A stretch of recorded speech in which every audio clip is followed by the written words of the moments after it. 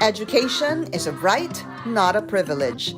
All should have equal access to it, most especially to a facility that is equipped for 21st century learning. And with a mission to leave no student behind, the country's largest power distribution company, through its corporate foundation, started the School Electrification Program. The School Electrification Program of One Meralco Foundation has been implemented since 7 years ago, since 2012. At sa loob ng 7 taon na yan, we've already energized 230 schools. I think we're the only foundation in the country who's doing in this scale. Electricity plays an important role in education, especially now that technology plays a huge part in learning. But being an archipelago, the geography of the country makes it impossible for schools situated in island communities and mountainous regions to be connected to a power grid. So this is where the School Electrification Program comes into play. We've endeavored to reach these schools because sila yung napag-iiwanan. Hindi dahil sinadyang mapag-iwanan, because they're just so hard to reach. And we think this is where we should go as a foundation. Connecting remote schools to a power grid is a tall order, with topography being the biggest challenge. So to be able to energize schools situated on difficult terrains, the School Electrification Program equips their beneficiary schools with solar power technology.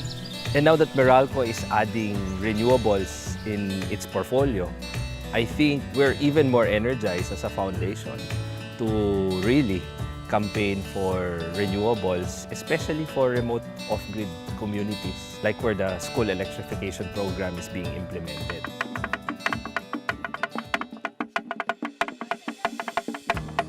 And upon hearing the plight of the students and teachers of Datal Basak IP Integrated School, the corporate foundation extended its support and program to help energize the school. Partnering with the local government unit of Sarangani and the DepEd, or Department of Education, to help empower schools for indigenous peoples in Sarangani. Napakahalaga po ng ganito, mayroon na tayong kuryente. Malaking tulong talaga ang itong pailaw, itong kuryente. Lalo na ngayon, may TV pa, may laptop, may printer. Very helpful, especially in areas na walang electricity. Like for example, in Sarangani Division, out of 319 schools, there are 35 schools na walang kuryente. So talagang malaking tulong itong kuryente ng binigay ng One Meralco Foundation.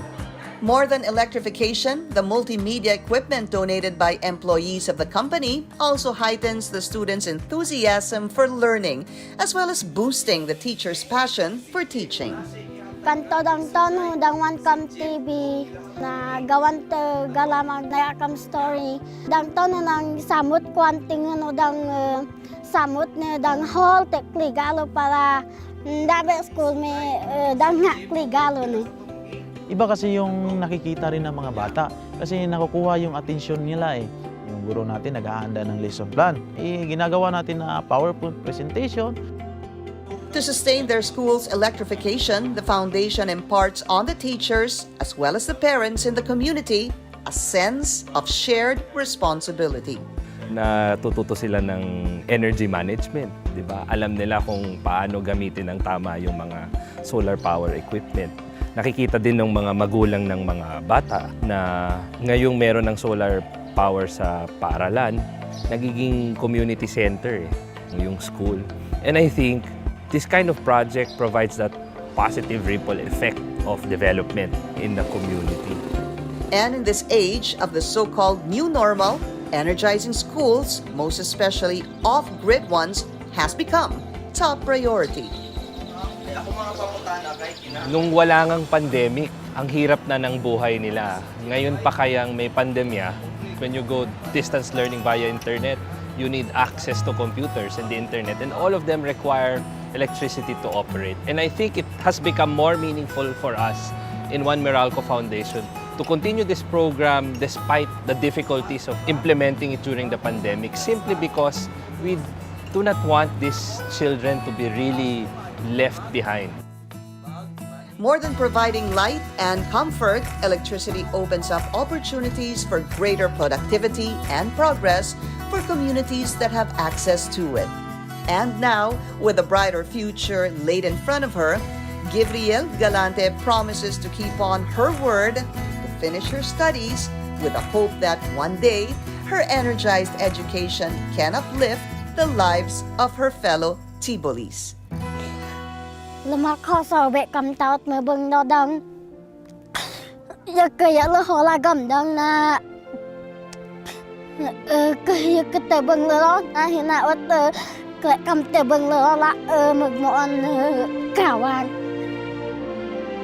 Panga ko be le yu na mực mo aso tu teacher be kapwa ne e ba lo ta na og na maging teacher be kam do dun.